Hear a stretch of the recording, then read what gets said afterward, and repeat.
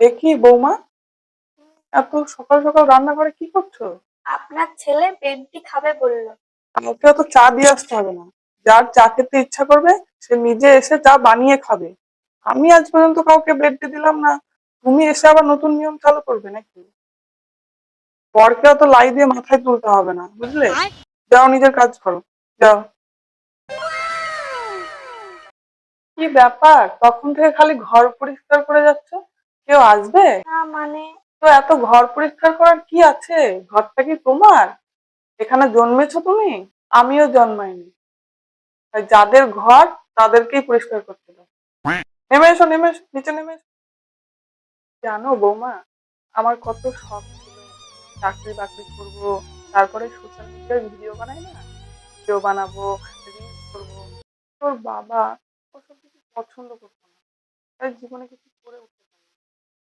তুমি কিন্তু সব করবে, ভিডিও বানাবে, রিলস করবে, তারপরে চাকরি বাকরি করবে, গান করবে, নাচ করবে, তোমার যা যা মন চায় তাই করবে। আমার ফুল সাপোর্ট রয়েছে তোমার প্রতি। মা দেখো রুমি, এই শর্ট ড্রেসটা পরে বেরোবে বলছে। তো কি, ও এক হাতা ঘুমটা দিয়ে তোর সাথে বেরোবে নাকি? ও তো তাও ঠিকঠাক ড্রেস পরেছে। আমি হলে তো বলতাম যে হট প্যান্ট পরতে। জীবনে মাকে তো তোরা কিছু পরতে দিলি না, বাপ বেটা মিলে। এখন ওর পিছনে পড়েছি? শোনো বৌমা, তোমার যা মন চায় তাই করবে। হট প্যান্ট পরবে, শর্ট ড্রেস পরবে, কারো কথায় অত কান দিতে হবে না। আর শোনো, মাঝে মধ্যে আমার জন্যও নিয়ে আসবে, তুমি আমি দুজনে একসাথে করবো। মা খিদে পেয়েছে, খেতে দাও। কোথায় যাচ্ছ? বসো। রান্না হয়নি। মানে?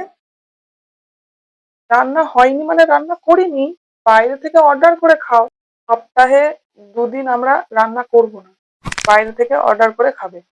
আমরা যেমন তোমাদের অর্ডার ফলো করি, তোমরাও আমাদের অর্ডার ফলো করবে।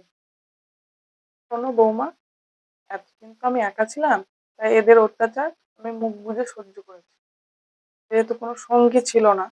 এখন তো তুমি এসে গেছো, এখন যদি বেগার বাই করে না, তুমি আমি মিলে টাইট দিয়ে দেবো।